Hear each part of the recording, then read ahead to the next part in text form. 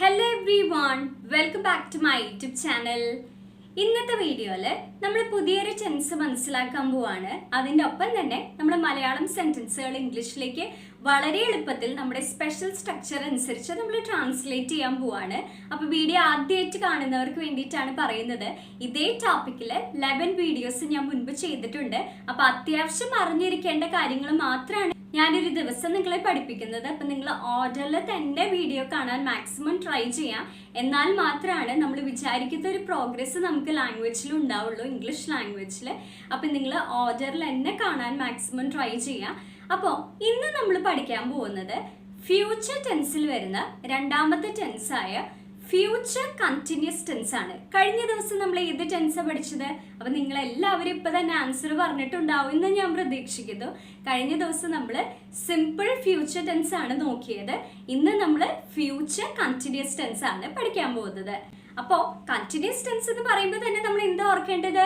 എല്ലാവർക്കും അറിയുന്നുണ്ടാവില്ല. എന്താണ്? വെർബിന്റെ കൂടെ ing ഉണ്ടാകും എന്ന് നമ്മൾ അപ്പം തന്നെ ഓർക്കണം. അപ്പോൾ ഞാൻ ആദ്യം തന്നെ നിങ്ങൾക്ക് ഒരു എക്സാമ്പിൾ പറഞ്ഞു തരാം.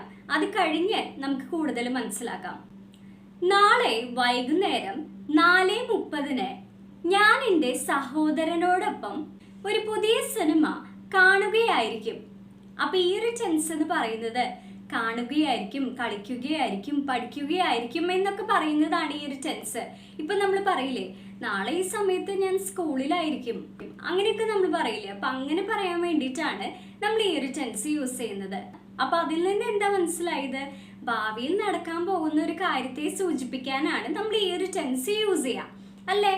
അപ്പോൾ നമ്മളിപ്പോൾ പറഞ്ഞ് നിങ്ങൾക്ക് ഈ സ്ക്രീനിൽ കാണിക്കുന്ന ഈ ഒരു സെന്റൻസ് നമ്മൾ ഇംഗ്ലീഷിലാക്കും? അപ്പൊ ഇവിടെ ആരാണ് നാളെ സഹോദരനോടൊപ്പം സിനിമ കാണുക? ഞാൻ എന്നാണ് പറഞ്ഞത്. അപ്പോൾ നമുക്ക് എങ്ങനെ എഴുതാം? ഹൂ എന്നുള്ള സ്ഥാനത്ത് നമുക്ക് ഐ എന്ന് എഴുതാം. ഇനി കാണുകയായിരിക്കും എന്നാണ് പറഞ്ഞത്. അപ്പൊ അതെങ്ങനെ നമ്മൾ ഇംഗ്ലീഷിൽ എഴുതും? അപ്പൊ ഇവിടെ നമുക്ക് 2 ഓക്സിലറീസിന്റെ ആവശ്യമുണ്ട്. ഏതൊക്കെയാണെന്നറിയോ? വിൽ എന്ന് പറയുന്ന ഒരു മോഡൽ ഓക്സിലറിയുടെയും അതുപോലെ തന്നെ ബി എന്ന് പറയുന്ന ഒരു ഓക്സിലറിയുടെ ആവശ്യമുണ്ട്. അപ്പൊ എന്തായി സെന്റൻസ്? ഐ വിൽ ബി എന്നായി.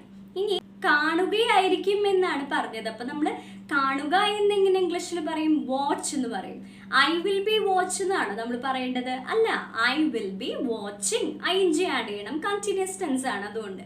അപ്പൊ ഐ വിൽ ബി വാച്ചിങ്. ഇനി വാച്ച് എന്നുള്ളിടത്ത് നമുക്ക് എന്താ ആൻസർ ചെയ്യാൻ പറ്റുക? എന്താണ് കാണുന്നുണ്ടാവുക? എന്താണ് ആൻസർ? ഒരു പുതിയ സിനിമ എന്നാണ് പറഞ്ഞത്. എ ന്യൂ മൂവി എന്ന് പറയാം.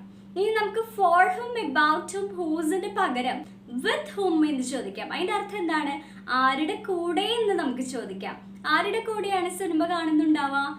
എൻ്റെ സഹോദരനോടൊപ്പം എന്നാണ് പറഞ്ഞത്. നമ്മളെങ്ങനെ പറയും?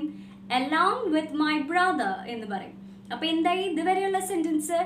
I will be watching a new movie along with my brother എന്നായി. ഇനി നമുക്ക് how no, why no, where no ഒന്നും എഴുതാനില്ല. വെൻ എന്ന് മാത്രമേ എഴുതാനുള്ളൂ. എപ്പോഴാണ് സിനിമ കാണുക? എപ്പോഴാണെന്നാ പറഞ്ഞത്?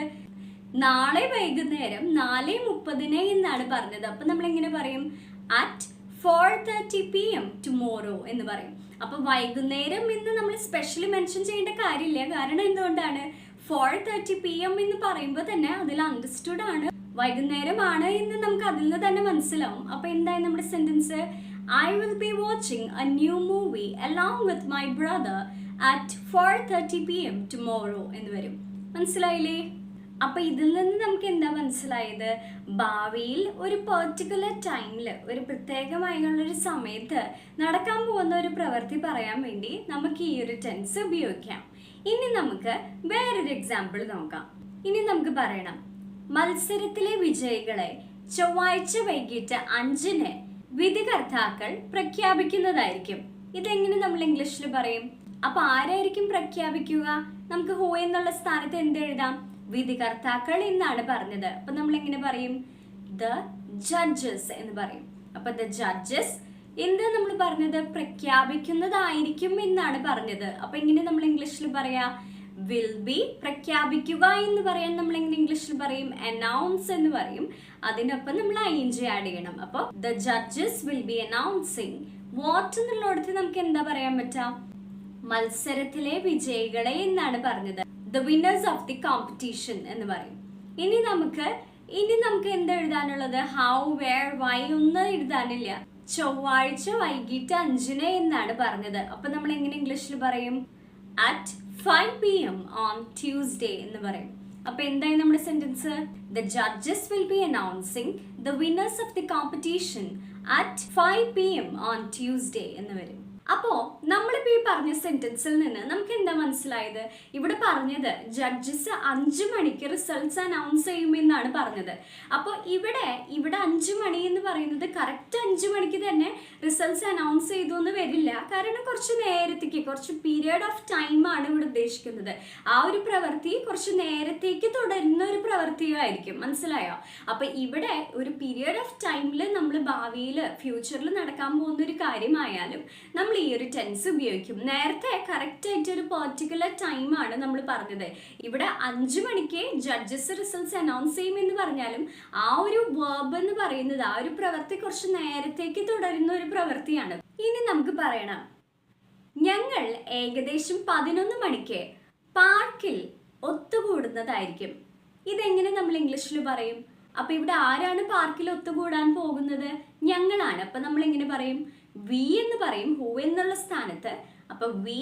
ഇനി ഒത്തുകൂടുന്നതായിരിക്കും എന്ന് പറയുമ്പോൾ നമ്മൾ എങ്ങനെ എഴുതാം?